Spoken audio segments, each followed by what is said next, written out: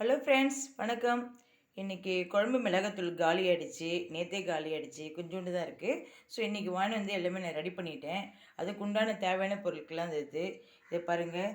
இது சோம்பு, வெந்தயம் 1 ஸ்பூனு, கசகசா 1 ஸ்பூனு, தேவையான அளவுக்கு காஞ்ச கருவேப்பிலை, அண்டு 3 ஸ்பூன் துவரம்பருப்பு, 1 ஸ்பூன் கடுகு, இது மிளகு 2 ஸ்பூனு, சீரகம் 2 ஸ்பூனு.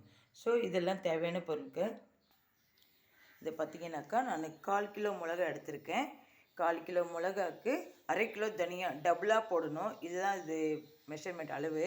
ஸோ இதுக்கு தேவையானது கொம்பு மஞ்சள் அண்டு சுக்கு எடுத்திருக்கேன்.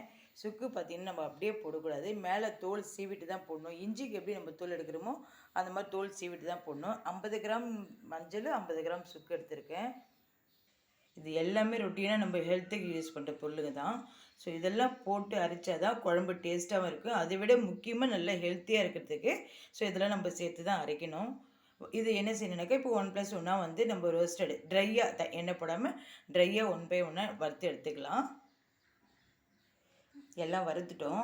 இது பாருங்கள், எல்லாமே நல்லா ரோஸ்டடாக வறுத்துட்டோம். ஸோ இது கொஞ்சம் ஆற வச்சுட்டு இது பண்ணோம். இப்போ லாஸ்ட்டில் பார்த்தீங்கன்னாக்கா கருவேப்பிலை போட்டிருக்கேன். இது காஞ்ச கருவேப்பிலை. ஸோ சும்மா லேசாக வதக்கினா போதும். அந்த சூட்டில் அவ்வளோ ஸ்டவ் ஆஃப் பண்ணிவிட்டேன். அவ்வளோதான். இது அந்த சூட்டில் நல்லா கிரிப்ஸியாக முறுமுறுன்னு வந்துடும். இதை நம்ம எல்லாமே இப்போ ஒன்றா மிக்ஸ் பண்ணி கொடுத்து அனுப்பணும்.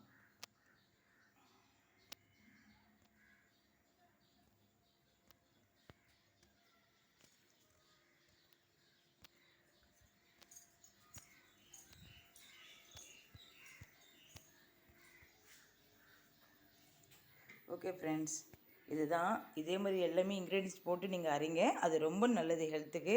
டேஸ்ட்டாகவும் இருக்கும், வாசனையாக இருக்கும், ஹெல்த்தியாகவும் இருக்கும். ஸோ நீங்களும் ட்ரை பண்ணி பாருங்கள். தேங்க்ஸ் ஃபார் வாட்சிங். நெக்ஸ்ட் வீடியோவில் பார்க்கலாம். பாய். இந்த சேனல் உங்களுக்கு பிடிச்சிருந்தா சப்போர்ட் பண்ணுறாங்க.